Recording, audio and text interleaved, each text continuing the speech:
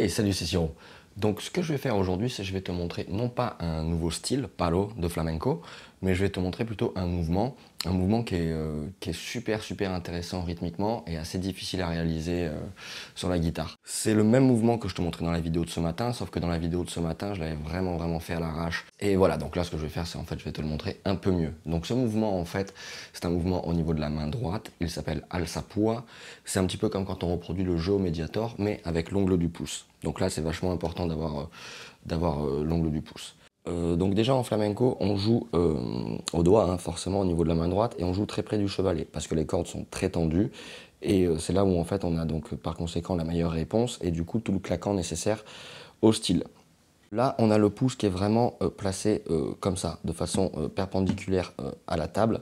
On n'est plus comme ça, ou comme quand on joue au médiator comme ça, on est vraiment comme ça pour pouvoir attaquer.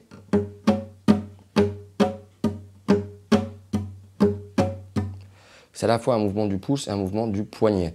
Dans la première vidéo, j'avais filé plein de liens dans la description, que ce soit Paco de Lucia, Tomatito, etc. Je t'encourage vraiment à aller voir ces liens, c'est super intéressant.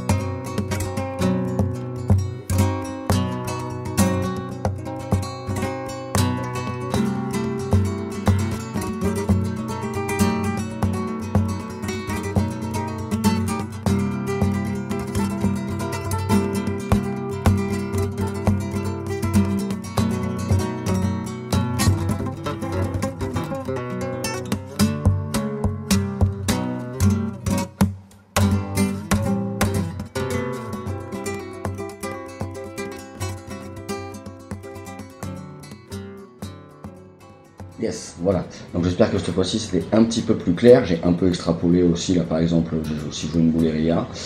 Mais pourquoi? Parce qu'en fait, pour te montrer l'importance du jeu au pouce, même si c'est pas un alsapua, le pouce dans le flamenco est super important. On l'utilise énormément et c'est assez difficile parce que c'est souvent synonyme de puissance.